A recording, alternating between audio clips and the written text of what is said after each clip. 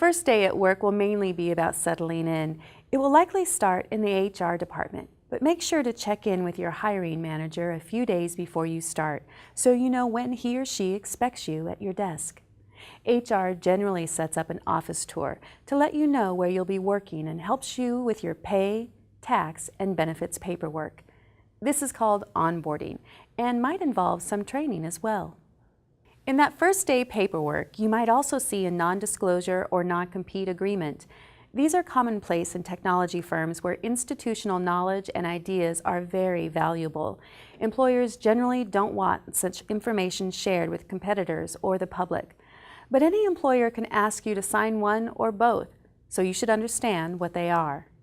Non-disclosure forms, known as NDAs, deal with organizational secrets or other client or product-specific information that your future employer doesn't want shared publicly. Non-compete forms generally restrict you from working for competing firms or possibly starting your own business for a period of time after you leave your employer. These are important documents, and it's a good idea to ask politely if you may inspect them in advance. And depending on the kind of job you'll be doing, you might have an employment attorney review such documents because they could potentially have an impact on the rest of your career. Plus, waiting to get such approvals on your first day of work could delay your start date, and you really don't want that. By the way, you have a right to inspect anything that lands in your file in HR, from your first day of work to several months after you leave the job, depending on federal and state law. Human Resources is also responsible for ongoing performance reviews, which are typically done on an annual basis. A typical annual review is a detailed survey that you and your manager will complete. If you both have vastly different assessments of your work, that usually indicates a problem you'll be working to solve. It's important to realize that there's a lot at stake in the annual review process, including pay increases and benefits. As a new employee, you should learn as much as you can about the annual review process and how it can affect future increases in pay and benefits. It's a perfectly reasonable question to ask once you're hired. When people hear the word termination on the job, they usually think it means being fired.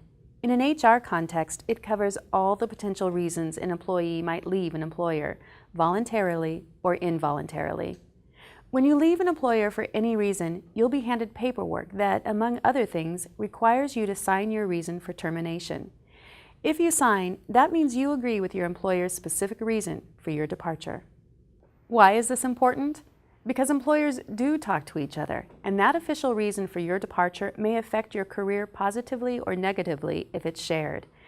If you're being terminated for cause, it generally means there's a specific reason you're being terminated, including some fairly negative ones: stealing, violating company policy, or some other serious misconduct. That's why you should definitely read and discuss the reason on any termination form before you sign.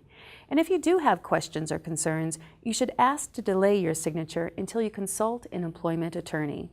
This is not to alarm you or to suggest that there could be a problem. Most people leave their jobs electively with spotless records. The point is to get you to read anything you have to sign very carefully. So to wrap up, it's important to remember that human resources is a critical function within any organization. They're the starting point and the end point for your employment history with a company, organization, or agency. They manage some of the most important aspects of your working life when you're there: your pay, benefits, and your record of advancement. And they're a reminder why you should always handle yourself professionally as an employee. We're going to look next at the finance department. It's important to know that finance executives do much more than count money. They determine how all organizations grow and thrive.